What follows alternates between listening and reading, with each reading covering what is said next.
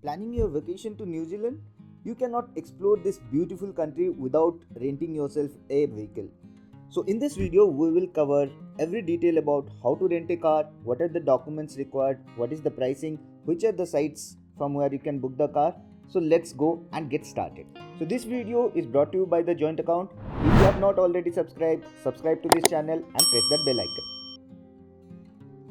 So we have reached the place where we are supposed to rent a car. So we are taking a car from Omega Rentals.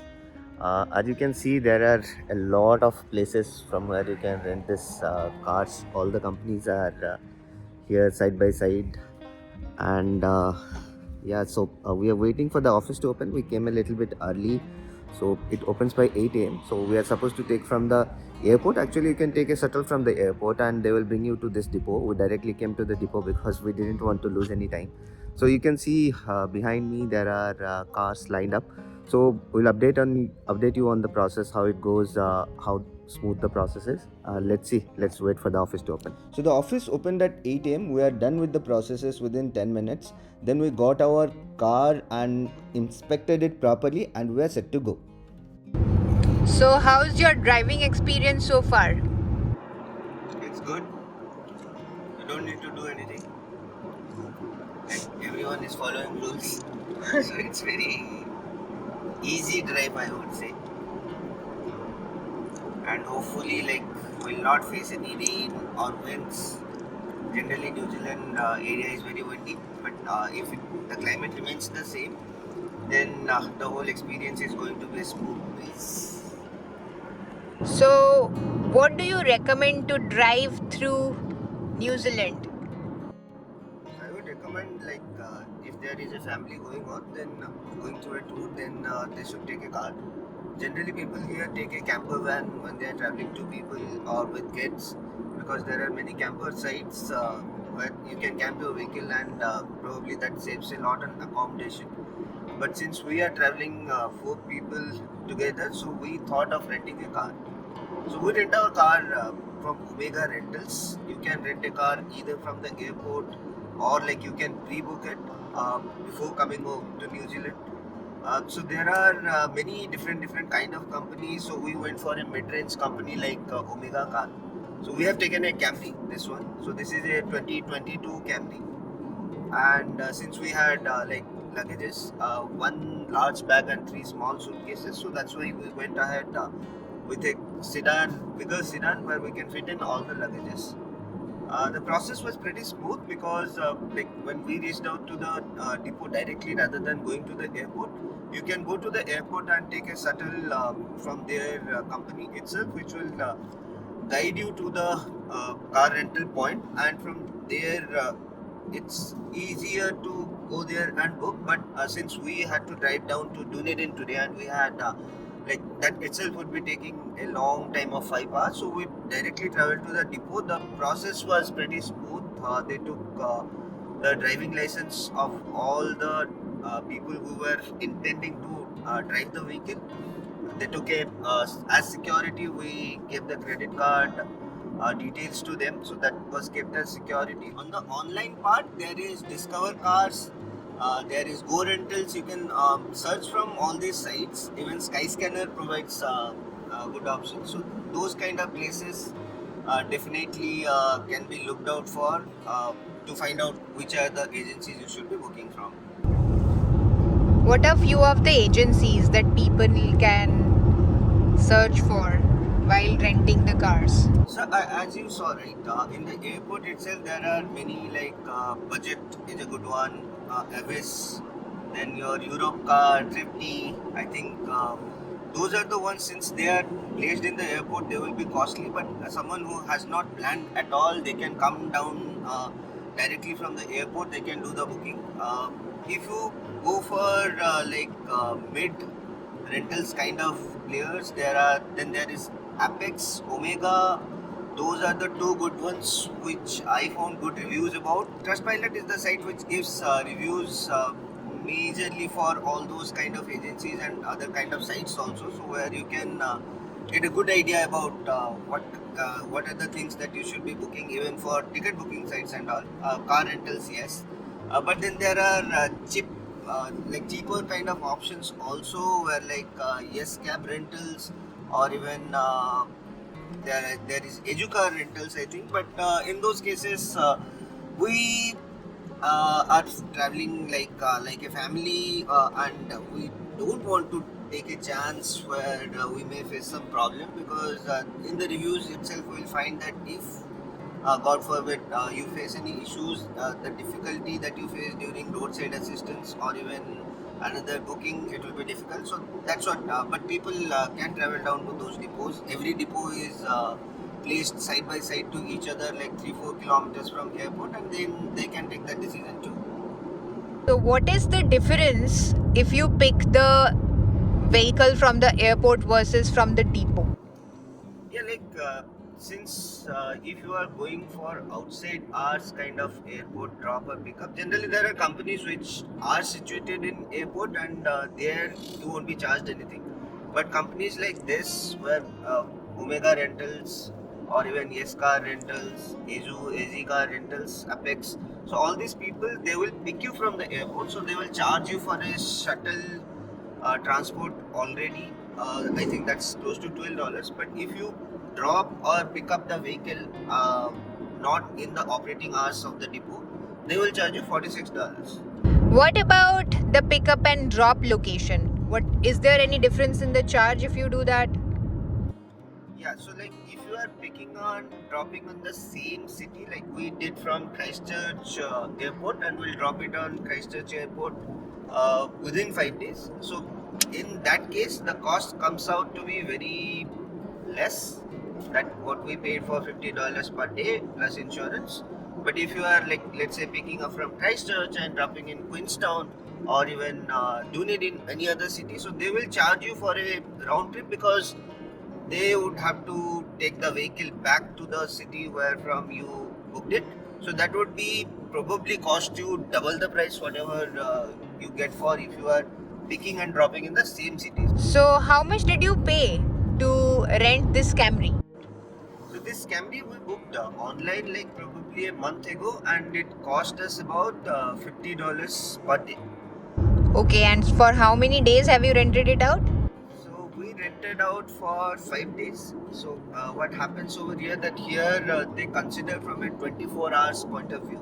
Like if you are renting a car at 12 p.m., next day 12 p.m. the 24 hours will be covered, and anytime you return before that 12 p.m. you will be charged for 1 day. So, is there any difference in pricing when you rent the vehicle in the South Island versus North Island? I think so. Actually, when we started booking, we saw that the vehicles that we booked from Christchurch were much cheaper compared to vehicles that we booked from Auckland.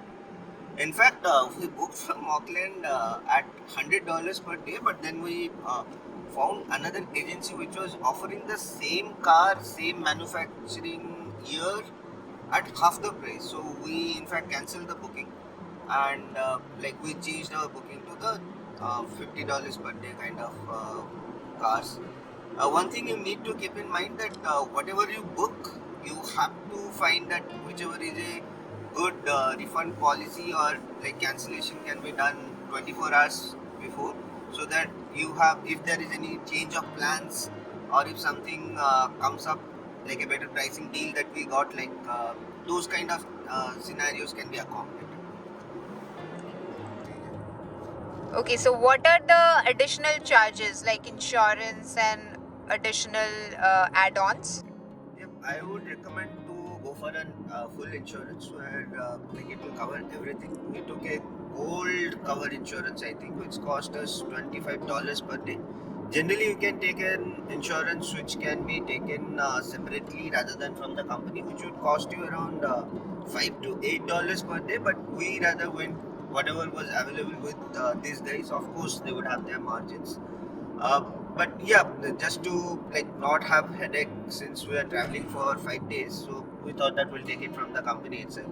Other than that, you can add on few things, like a child seat cover would be needed if any kind of children less than certain age would be traveling. We traveled in the summer. If someone is traveling during the winter season, they would need to take snow chains, which will help them guide through the snowy roads. But yeah, those were the addition ones. So, how are you managing the routing? Google Maps and everything work nicely, or what do you suggest? So that part we're still figuring out. We have taken the help of Google Maps. We tried a GPS device asking the company, but they said that they don't have. Even we had a car from Radcar, they are also saying they don't have a GPS device. So they are asking to connect through Bluetooth to the car and use the Google Maps itself. So for now, we have downloaded some offline maps recommended while you are on Wi-Fi to download those offline maps and use it later on. That is one way. Another way is that we put in the location and turn down the maps, and post that we have turned off the data, so that you don't use much data and you are not stranded out there. So as of now, the phone's GPS is doing good for us. But let's see, we'll keep you updated how it goes. So, for Indian driving license holders, is there any separate IDP required, or what kind of documentation is needed? Actually, no, that's the beauty of it. Like, if you have a driving license that mentions everything in English, so you won't need another international driving permit for it. Even if you have Indian license or any other license in some different kind of language, they would require a translation of it in English from they have specified on their sites from where you can do those translations in your local bodies, and those people without taking an IDP can also get a car, and the process is actually very smooth, guys. What are few of the rules that one needs to consider while driving in New Zealand? New Zealand driving is similar to what we drive in India. It's a left-hand side driving. So that's the first thing that one needs to know. But then there are speed limits established all over New Zealand. The national speed limit is about 100 kilometers per hour. That's the max. Other than that, you will find areas where like roadworks keeps going on. They would put temporary boards of 30 to 50 kilometers per hour. So that's one thing. Second is that you have to, if you are entering into a road, or like you are joining or you are going about a roundabout, you need to be careful enough over there. You have to give way to vehicles which are already oncoming. So you have to wait for them to pass, and only when there is no other vehicle coming, then only you can enter. So that needs to be kept in mind, and that's followed religiously over in New Zealand.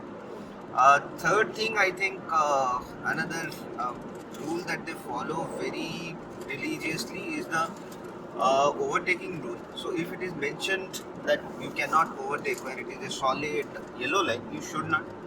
And if it is a broken white line, then only you can overtake. But also in overtaking or changing lanes, you have to give indicators 3 seconds before, and you have to check that no other vehicle is coming from behind. So you have to give ample space, and you have to use some fixed amount of time, like a 5 seconds kind of time, and then only do that. So those are the basic rules one needs to follow.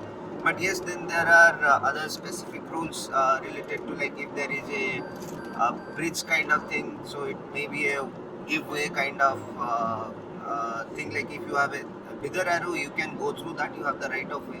But if it is a smaller arrow, then you will have to wait for the oncoming vehicle to go past, and whenever that lane bridge is empty, then only you can pass through. What is the usual way of point-to-point transfer within New Zealand? I think Uber is the best option over there. It's not that costly also if you see other places. Yeah, other than that, we didn't find any public transport, but for far off cities also, like some kind of public transport, like a bus or coach would be there, but you won't find many. So either you will have to arrange for your own transport, like we are doing, renting a car. But within the city, I would suggest Uber is the best option. How about your driving experience in this region? in the South Island of New Zealand. It's very beautiful actually. Uh, you are just driving, like when you are driving from Christchurch to Dunedin specifically, so you will be driving a long distance just besides the sea.